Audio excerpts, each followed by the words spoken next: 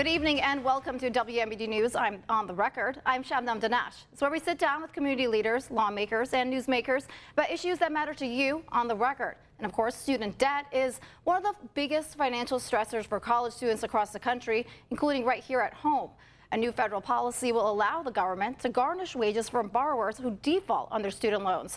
It's a move that's raising questions about fairness and financial literacy. And joining us now to discuss the impact to local students and what's being done to support them is Dr. John Knighty. He's the Vice President of Student Success at Illinois Central College. Thank you so much for being here. Thanks for inviting me. I appreciate it. So what should students and recent graduates know about this new wage garnishment policy? I appreciate that question. So starting this month, the federal government is resuming collections on defaulted student loans.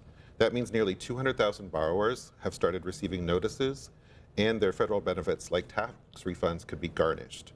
Later this summer, all 5.3 million of defaulted borrowers will receive a notice from Treasury that their earnings will be subject to administrative wage garnishment. It's definitely raising concern, especially among students who are juggling jobs and bills. But the good news is you can take action now to avoid it. You can go to studentaid.gov/ndefault to explore options before collections kick in.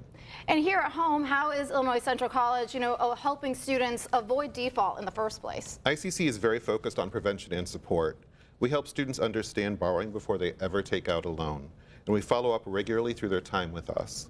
We have a strong financial team committed to students and their success. And just in the past year, we implemented a new position on campus called a financial navigator, who helps students identify ways to pay for college, with loans typically being the last option. We also encourage students to check their status regularly at studentaid.gov, and will continue to provide guide borrowers so they don't fall in default in the first place. Yeah, I mean, some critics say this policy could, hit community college students like at ICC the hardest, especially those working some low-wage jobs or, just trying to stay afloat, really. What do you make of all that? They're absolutely right to be concerned. Community college students are often balancing school, work, and family responsibilities. A policy like this, if borrowers don't have the right information, could really hit them the hardest.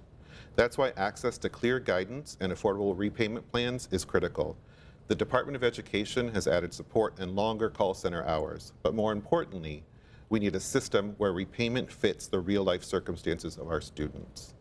Yeah, I mean, especially student loans, I know I had student loans. I mean, the interest, right, it just adds up and up. It's something that just feels like you're drowning. Yep. So if the student is watching right now, they're worried about their loans, they don't know what to do, what's the first step you take? The very first step is to check your account at studentaid.gov. Make sure your contact info is up to date and see where your loans stand.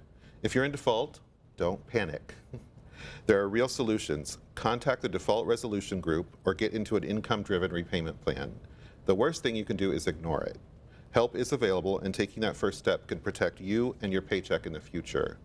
You can find information and resources on the U.S. Department of Education website, their debt resolution website. You can also reach out to them through their online portal, myeddebt.ed.gov. All right, and I'm sure a lot of students at ICC are affected by this, so thank you so much for being here. And of course, we'll be back to talk stock markets and sticking with the budget with a local financial advisor. We'll be right back after this.